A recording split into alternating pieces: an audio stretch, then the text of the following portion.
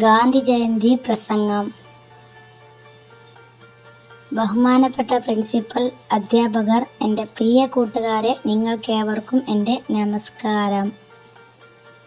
ഇന്ന് ഗാന്ധിജിയുടെ ജന്മദിനമായ ഒക്ടോബർ 2 ഗാന്ധി ജയന്തി ദിനമായി ആഘോഷിക്കുന്നു. നിങ്ങൾക്കേവർക്കും എൻ്റെ ഗാന്ധി ജയന്തി ആശംസകൾ നേരുന്നു. എൻ്റെ ജീവിതമാണ് എൻ്റെ സന്ദേശം എന്ന തുറന്ന പുസ്തകമാണ് നമ്മുടെ രാഷ്ട്രപിതാവ്. ബ്രിട്ടീഷ് ഭരണത്തിൽ നിന്നും ഇന്ത്യയെ മോചിപ്പിച്ചവരിൽ നമ്മുടെ മനസ്സിലേക്ക് ആദ്യം ഓടിയെത്തുക നമ്മുടെ പ്രിയപ്പെട്ട രാഷ്ട്രപതിയായ ബാപ്പുജിയെ തന്നെയാണ്.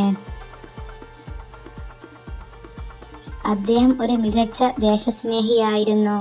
രാജ്യത്തെ സേവിക്കുന്നതിനായി അദ്ദേഹം തൻ്റെ ജീവിതം മുഴുവൻ ചെലവഴിച്ചു.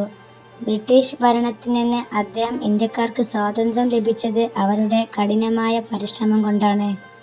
നമ്മുടെ ഇന്ത്യക്കാരുടെ മനസ്സിൽ അദ്ദേഹം ഇന്നും ജീവിച്ചിരിക്കുന്നു. അഹിംസ മുഖമുദ്രയാക്കിയ നമ്മുടെ നേതാവാണ് ഗാന്ധിജി. ചമ്പാരൻ സത്യാഗ്രഹം, ഉപ്പു സത്യാഗ്രഹം, ക്വിറ്റ് ഇന്ത്യ സമരം തുടങ്ങിയ ധാരാളം സമരങ്ങൾക്ക് അദ്ദേഹം നേതൃത്വം നൽകി.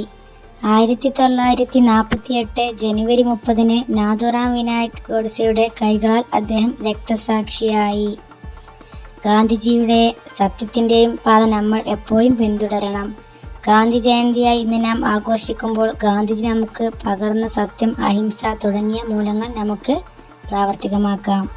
ഒരിക്കൽ കൂടി എല്ലാവർക്കും ഗാന്ധി ജയന്തി ആശംസകൾ നേർന്നുകൊണ്ട് നിർത്തുന്നു. നന്ദി, നമസ്കാരം.